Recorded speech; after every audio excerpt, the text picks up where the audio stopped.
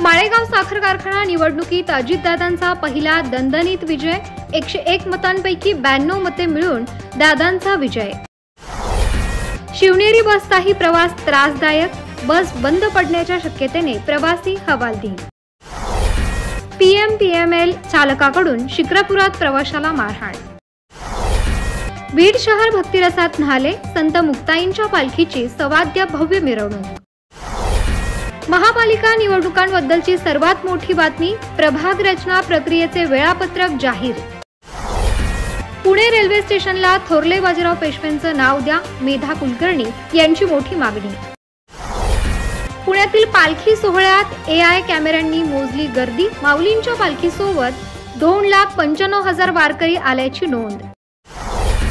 बनावट सह्या करून 30 कोटींचं कर्ज, माजी आमदार संजय जगताप यांच्या कुटुंबाची मोठी फसवणूक। पुण्यातील धरण साखळीत 0.43 TMC ची भर, गेल्या वर्षीच्या तुलनेत 2.5 पट पाणी साठा। 10वी 12वीची पुरवणी परीक्षा आजपासून, 10वीच्या 34,562 तर 12वीच्या 68,098 विद्यार्थ्यांची नोंदणी।